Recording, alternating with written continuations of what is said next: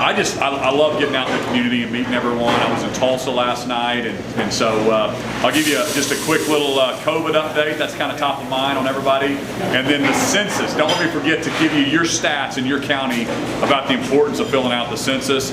And then we can just open it up for some Q&A and answer any question you have for us. But COVID, I believe Oklahomans have done a really good job with the COVID fight. If you remember back in March, the epidemiologists were telling us that we were going to have about 5,000 people in the hospital in April. And so I issued about 30 different executive orders. We were one of only 9 states that never did a shelter in place. We focused on our most vulnerable, our over 65 population, and we said they were safer at home.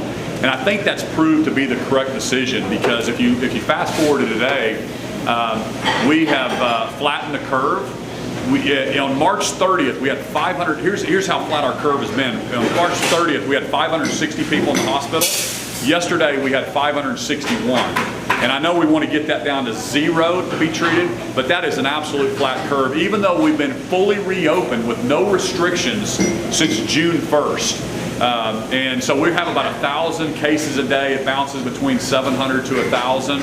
And it's been that way for the last 4 months or so. And I tell people that, listen, educating our children is a non-negotiable for me, and also is protecting the health and lives of Oklahomans. We have to figure out how to do that in a safe way, because I don't believe it's practical to have 0 cases in our states. We have to figure out how to be safe, how to innovate, how to get our kids back in school, and that's been our focus here for the last few months. As we put resources with the help of your representative. We put resources into our schools. We put $10 million towards PPE for our teachers and our children. A lot of distant learning, learn from anywhere. So we poured a lot of resources into our school children and our business community.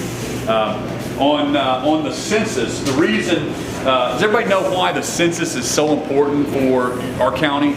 Every 10 years, we have to fill out the census, and 40% of our dollars that we spend in the state of Oklahoma come from the federal government. And it's all based on population, okay? So in your county, Logan County alone, you're right now at a 65% response rate. We're ranked 7th in the state right now. Your county is is that right? Where's Evan? We're ranked 7th in the county out of all 77 counties. So that's really good. We need to be number 1 here, because here's the stats. If we're just 2% undercounted, if we're 2% undercounted in Logan County, that costs Logan County $33 million over the next decade. That is serious money for your roads, for your hospital, for your schools.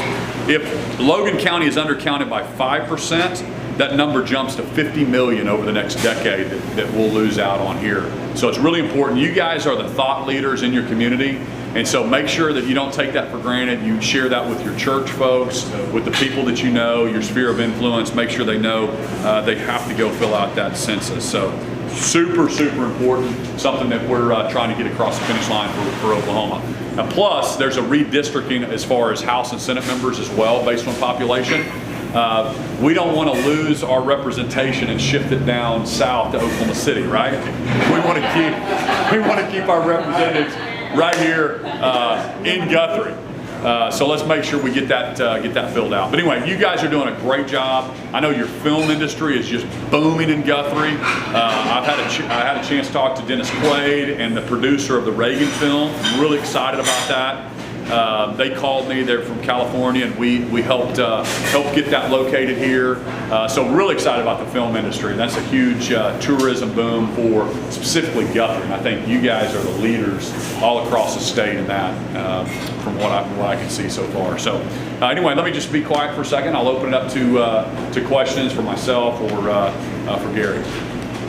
If you will, if you have a question, if you'll introduce yourself and tell them, in what capacity you're here, who maybe you represent in the community. I'll say this real quick, with regards to the decisions that were made early on, specific to COVID and staying open, shelter in place, all of that, that has really allowed for Oklahoma to be a place where either venues or businesses are looking to do business or relocate, because the friendliness. So that has helped. Obviously, we're going to see an issue with our budget. We're not going to have as much money, most likely. But it's not going to be as bad as what we originally thought because of those decisions that were made early on. Not easy decisions to make, but that's kind of the curse of leadership. Sometimes you got to make tough ones. So I applaud you on that decision. Thank you. Yeah, specifically, we just got a New Mexico sale that came to the Lazy E. It was a huge deal for your community and your hotels, your restaurants, and so I'm proud of what Oklahomans have done. We're 11th in unemployment in the nation, so we've really, and if it wasn't for the oil and gas downturn, I think we'd be number 1 in lowest unemployment right now. So definitely top 10. Okay, I remember you first came here at Low County Fairgrounds with all the other companies. No one knew who you were, and you were like, I'm not a political person, I'm from the private sector. Now that you've been the governor for this long, do you still, I mean, you fight that back and forth, that political, not political, politically correct, private bill? You know, I'm going to absolutely. ask a question about ODOT, and that's boring. Yeah. That's not who you are. Oh, I'm sorry. Chris Evans got me. Yeah, good to see you. Off the record. Hey, well, I will tell you this real quick. On the ODOT, we just announced we're number 9th in the country in bridge conditions, okay? Because I push to be top 10. I tell all my state agencies there's no reason we can't compete and win against other states. So we're number 9 in that. We're number 28th in pavement conditions, so I'm pushing, okay, I pat them on the back for number 9, and I'm like, okay, but we're still 28th in this one. We got to get that up, so a little ODOT shout out. But yes, I've never ran for office before, and I'm an Oklahoma boy. I grew up in Norman and went to Oklahoma State and raised my family in Tulsa. My wife and I have been married 22 years and was in the private sector and just decided I wanted to run for governor and to turn my state around. And so it's been 2 years now. Learned a lot. This last session, I learned more in the last 2 or 3 months than I did for the first 18 months of my term. But I learned it, we can do big things in our state. It just takes leadership, and sometimes, people will take shots at the direction you're going. It's easy to play Monday morning quarterback, but with friends like with Gary and what I have built in the House and the Senate, we look forward to a great session next year. And it's not an election year next year, which I learned that, right? So there's election years and non-election years. People much more bold in the non-election years. So I look forward to having a great session with everyone.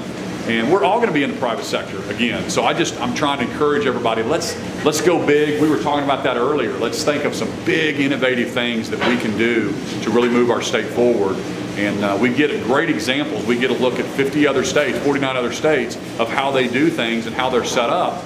And that's what I challenge my agencies to do, is to go think about those in creative ways, and let's go be innovative and let's go win. I'll say this with regards to that. Early in the summer, we had an opportunity to go and have lunch, and several of my classmates actually invited out. And he said, look, I didn't necessarily know what I was doing when I got in there. I related to that because I certainly didn't either, still don't. But what I appreciated about what he said was, I've learned, I'm learning, and I'm willing to make an adjustments. And I think you reiterated that same sentiment here. And I can respect that. That's leadership. So, thank you, Mayor. Mayor Steve Gentling, Governor, the healthcare is a critical element to our economic development, a lot of other things. We've got a little 20-bed hospital here, a mercy-related critical access hospital, a rural hospital, which are fighting dearly to hang on. What do you see that the state can facilitate critical access, rural health care down in the future? Yeah, so the Medicaid, I tried to roll out Sooner Care 2.0 because I believe we needed more federal dollars into our system, but I didn't want to put that into our Constitution.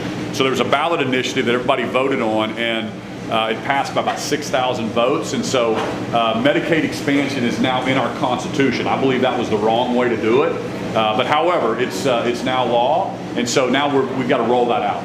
And so one thing that I'm working on is how do we deliver Medicaid in Oklahoma to get better outcomes? And I believe we need to switch the delivery method to more of an outcome-based instead of a fee-for-service model. And I know I'm getting into the weeds a little bit. 41 other states have already gone to an outcome-based model, and so that's something that I'm pushing the healthcare authority to do. But there's going to be another, let's see here, it's going to be another $1 billion or so that I think that healthcare providers will have access to, where before they were doing care and weren't getting reimbursed for that for some of their community members around the state. I specifically think that's going to help rural Oklahoma. And with my new delivery method, we believe we're going to have better access across the state, because I'm going to mandate through some provider contracts that they have to provide access in the rural community. So I really think that's going to help some of our rural hospitals in the way that we're managing the care on a go-forward basis. And I could not get to this point if it wasn't for in the 2019 session that the legislature gave me the authority to run healthcare. Because before, this is something that's really interesting. When I got there, the governor did not have the authority to run the top state agencies. And can you imagine hiring a football coach, for example, and telling them to go win a national championship at the University of Oklahoma, and then say, but you can't choose your own offensive coordinator, defensive coordinator, or special teams coach. And they don't report to the head coach either. They report to separate boards or commissions. That's really what I found when I came to office, and thankfully they allowed me to go and hire the best people, and that's allowing me to make some changes in the way that we deliver healthcare in the rural areas. It was a big highlight from that session, and on top of that, allowing him, the governor, the ability to run those agencies, it gave some responsibility or accountability to the House and the Senate through appointments on those boards. So we felt like that was helpful from an accountability standpoint to the constituents, which is ultimately what's about. Yes, ma'am. Yeah, Tracy, Made Possible by. You mentioned earlier how important tourism is to Guthrie, and the Lieutenant Governor did a great job with the rebranding and doing all the commercials, the cool things that Oklahoma has to offer. I heard a statistic that 65% of Americans were going to staycation over Labor Day weekend. Have we seen those type of numbers here? Have you seen anything reflecting that? Yeah, so, hey Evan, where's Evan at? Hey, where can they find my governor's scorecard? Yeah, so that'll be a link on the governor's website. So if you go to our website, which I can governorkevinstitt.com, and it'll take you to all the scorecard data right there. So that all those things out. So those tourism, I have all of my cabinet secretaries, and Matt Pinnell is one of them, the lieutenant governor over tourism, and he's done a great job. That branding, I think Matt has done it. He's just a great guy.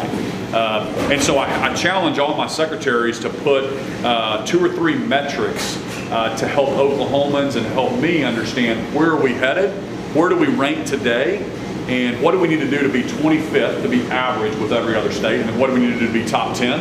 And I just believe we have to be realistic where we're at. So some categories are low, we're like 46. Some we're number 1 at. And it's really good. So you can look at tourism, and you can look at hotel dollars spent and travel to our state parks. So there's some metrics under tourism that you can look at right there, and you can see where we're at compared to other states. But I think the tourism side, we're doing really, really good.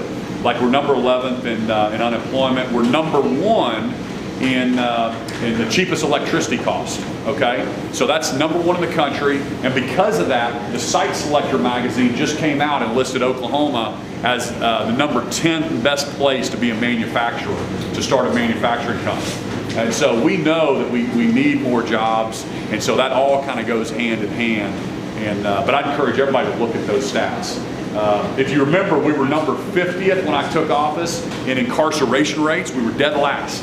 We incarcerated more people than any other state, and I made a few changes, and we had the largest commutation in U.S. history, some low-level drug offenders, and now we're 47th, which has saved the state about $24 million.